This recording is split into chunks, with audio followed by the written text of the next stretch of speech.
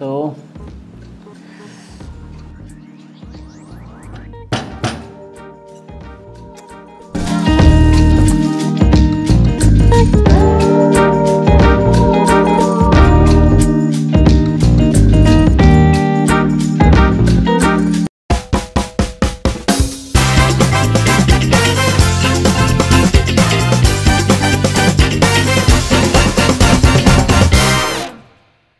Hello food lovers, welcome to Bhojan Mandir. నేను మీ chef Shyam.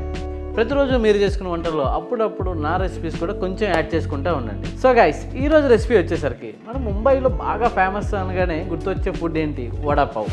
అట్లానే ఓల్డ్ వేడిగా బాగా అందరికీ నచ్చే ఫుడ్ ఇంకొకటి బర్గర్. సో ఈ రెండింటిని కాంబినేషన్ మిక్స్ చేస్తూ నేను చికెన్ వడాపావ్ లాగా చేస్తున్నా. ఈరోజు రెసిపీ చాలా సింపుల్గా, యూనిక్గా, చాలా టేస్టీగా ఉంటుంది. ఈ వీడియోని ఫస్ట్ నుంచి లాస్ట్ వరకు ఫాలో అయిపోండి, ఎక్కడ స్కిప్ చేయొద్దు. అలాగే మన భోజన మందిర్ ఛానల్ని సబ్స్క్రైబ్ చేసుకొని మీ ఫ్రెండ్స్ అండ్ ఫ్యామిలీకి ఫార్వర్డ్ చేయండి. సో గైస్, ఇంగ్రీడియంట్స్ అన్నీ రెడీగా ఉన్నాయి. సో ఇది చాలా ఈజీ రెసిపీ అండి. నిన్న మనం చేసుకున్న థ్రెడ్ చికెన్కి మ్యారినేషన్ ఎట్లయితే చేసుకున్నామో సేమ్ మ్యారినేషన్ చేసుకుని చికెన్ అయితే పక్కన పెట్టుకోవాలి.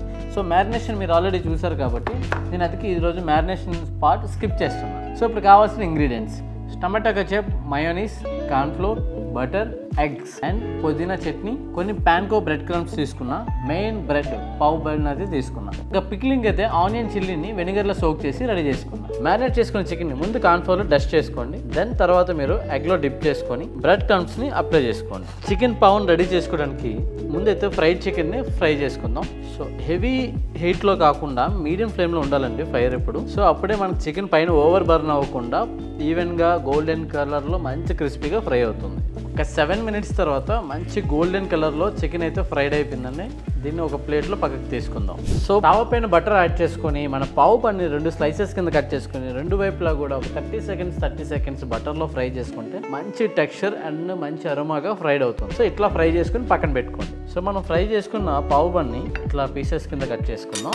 మనం దీన్ని ఒక బర్గర్ స్ట్రక్చర్లో ఇస్తున్నాం కాబట్టి చికెన్ పావుని బన్స్ని డివైడ్ చేసుకుందాం. ముందుగా మనం కింద బేస్ సైడ్ మింట్ చట్నీని యాడ్ చేసుకుందాం. సో మింట్ చట్నీని స్ప్రెడ్ చేసుకోండి పావుకి. సో ఇప్పుడు మనం పిక్లింగ్ చేసుకున్న చిల్లీ ఆనియన్ని బ్రెడ్ పైన పెట్టుకుందాం. సో వెనిగర్లో చేసాం కాబట్టి మంచి పుల్లగా, స్పైసీగా, ఆనియన్ క్రంచీనెస్ కూడా చాలా మంచి పంచ్ని ఇస్తుంది మన చికెన్ పావుకి. సో మనం ఫ్రై చేసుకున్న ఫ్రైడ్ చికెన్ పెట్టుకోండి పికిల్ పైన. సో ఫ్రైడ్ చికెన్ పైన మనం మైనస్ పెట్టుకుందాం. సో మైనస్ని ఫ్రైడ్ చికెన్ పైన స్ప్రెడ్ చేసుకోండి లైట్గా. కొంచెం అక్కడక్కడ స్వీట్నరీ గురించి టమాటా కెచప్ని యాడ్ చేస్తున్నాం. ఇంకొంచెం పిక్లింగ్ యాడ్ చేద్దాం. సో ఇప్పుడు మనం పైన ఇంకొక పావు పెట్టి, హాఫ్ పావుని పెట్టి క్లోజ్ చేద్దాం.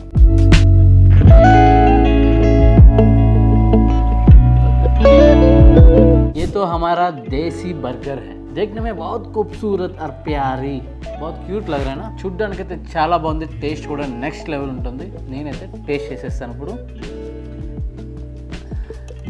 సో